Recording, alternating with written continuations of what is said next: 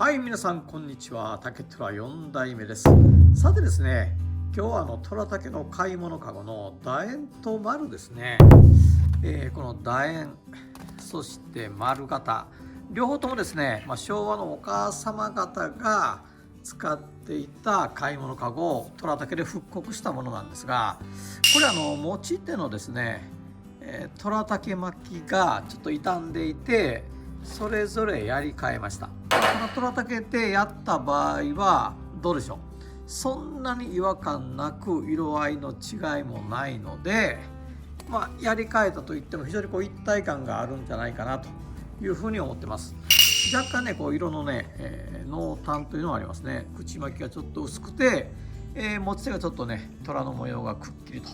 色の濃い感じになったと、これだけの違いはあるように思いますね。ところがですね、こちら今回ですね、くるみの手提げかごバッグの修理が届きました。実はですね、こちらくるみの表皮部分をずっと剥いだね、くるみの内側の部分で編み込んだバッグなんですね。持ち手がですね、壊れてしまったということで新しい持ち手を取り付けたんですが、取り付けた持ち手はですね、あえてですねこの白っぽいくるみの表皮を生かした持ち手を取り付けてもらいました。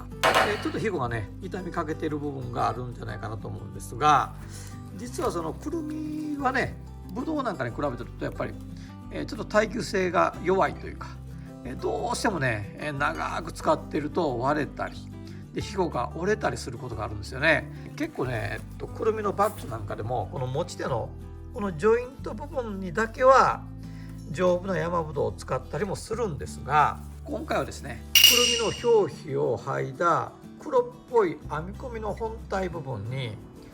くるみの表皮をそのまま生かした白っぽい持ち手を取り付けてですね、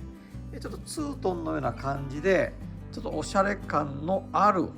くるみのバッグに修理ができたんじゃないかなというふうに思ってます。どうしてもね竹かごにしろ、こういったぶどう、それからこういった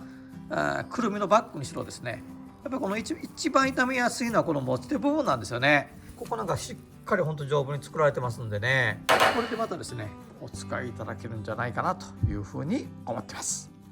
ノーバンプノーライク。最後まで動画をご覧いただいてありがとうございます。グッドボタン、チャンネル登録よろしくお願いいたします。